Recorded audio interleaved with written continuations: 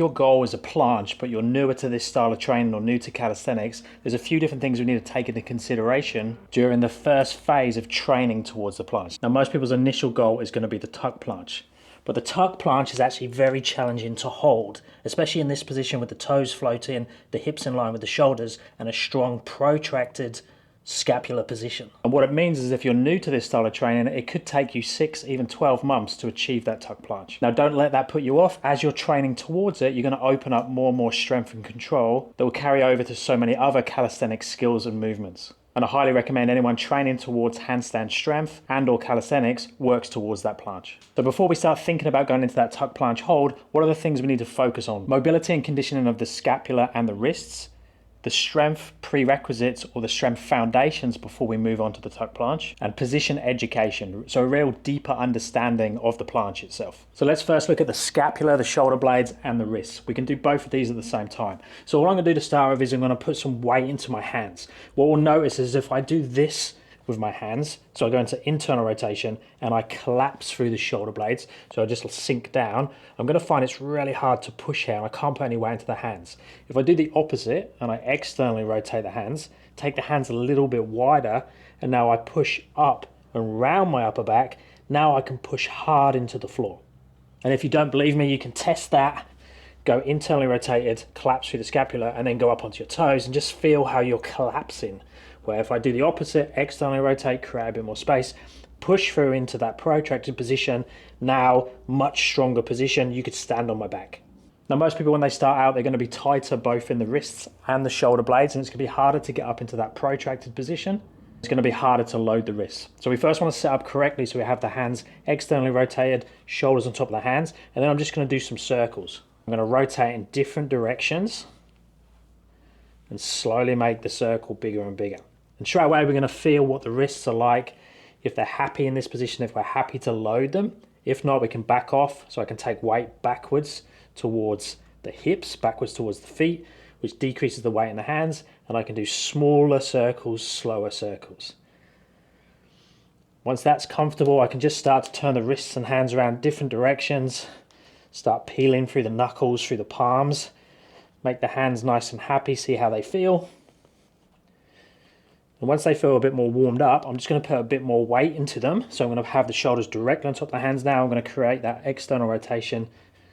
And then I'm going to push up into my shoulders as high as I can. So I'm trying to dome around the upper back. So that's protraction. And then I'm going to do the opposite, keeping the arms straight. I'm going to come down to retraction. So bringing the shoulder blades together. So that's that weaker position. But we want to have the mobility so our shoulder blades move around, hug into the rib cage as we go up into protraction. Then I can start to hold there a little bit. So I'm going to move up and down through there. Okay, once I'm happy with that, I can hold in that protracted position, have the shoulders a little bit further forwards. Now I'm going to try and go up onto my toes and do exactly the same thing. So go down to retraction, up to protraction, and I can do that for repetitions. But I want to check now when I'm on my toes that I'm getting that same range of motion with the scapula. I don't want to be doing it on my toes and only coming up to this point. I want to make sure this protraction is the same here and here. So up on the toes. So they're the main conditioning, strengthening, mobility exercises for the wrists and the scapular shoulder blades. Now in terms of accessory work, other work you can do on top of that, I highly recommend that you're hanging, you're doing mobility around the thoracic spine, just general upper body stretching. Now for the general strength, I'd be looking at doing push-ups, dips, protracted planche leans, plus in the cat, row, frog holds. But as priority, we want to look at these red ones. So standard push-up control with that planche setup. So I'm going to externally rotate the hands. I'm going to start on my knees, which is the easiest position. I'm going to lower down for a straight line from the shoulder to the knees, touch, and then I'm going to push up and round the upper back into protraction, come back down again. Now obviously this is much easier than the full push-up position, which we want to be aiming for. I'm starting up on my toes, I'm rounded in that protracted position, I'm going to come down, arms are coming into the side, go all the way down till chest, hips touch, then I'm going to push back up, round into that protracted position again with the scapula, and back down. So this is just going to increase triceps, shoulders, chest, and also strengthen that scapular position to push out into protraction. We can do the same with dips, so I can have toe assist, I'm going to go to the bottom of the dip, and then at the top, I'm going to push up, round the upper back into protraction, and then lift forwards, open the chest a little bit, come back, go back down again. Same thing with the toes floating is obviously harder. Push up, good position at the top, and then back down again. Now this isn't going to push you up into protraction so much until you go into more advanced ones where you actually push up into a tuck planche. That's not what we're building now. We're just building that foundational strength. So the push-ups will carry over more to the planche position initially, but the dips are just going to give you that upper body strength that's really important. And then we can add on the planche lean. Now the planche lean is a fantastic exercise even if you already have a tuck planche, and it can be done at a beginner level all the way through to advanced. So I'm going to go into that same position with the hands and the wrists, external rotation. I'm going to protract, I'm going to round the upper back, and then I'm going to go out into a push-up position. I'm just going to hold that, push up as high as I can through that scapula, and then I'm going to take my shoulders slightly further forwards. So I'm now leaning the shoulders slightly past my push-up position. So that's where I started for my push-up. Now I'm coming forwards, but I'm trying to maintain that protraction. Now that feels okay. I'm going to turn the toes over to make it more focused on where the hands and the upper back and shoulders are, and I can lean forwards even more. Now I need to be careful here that I don't do this and stick the hip up in the air. I need to try and have the hip in line with the feet and the shoulders, and the focus is really on that protraction. Now you might need to come down because of your wrists, your elbows might bend, or you might lose protraction. So it's really important that you focus on those points and don't push too hard too soon and start to collapse. That's for all the levels of the planche. If you go to a harder progression too quickly, you might be able to hold there, but it'll be collapsed and it's not building a strong foundation for the next level. Now initially with the planche leans, I'd recommend you hold for around 10 to 15 seconds and you video yourself from the side, ideally even with your top off so you can see what your shoulder blades are doing, and make sure those hips are not up in the air, and make sure that you're not bending the arms, and that making sure that you're not collapsing through the scapula. So rounding the upper back, external rotation, toes turned over, dead straight arms, and it should feel comfortable but challenging.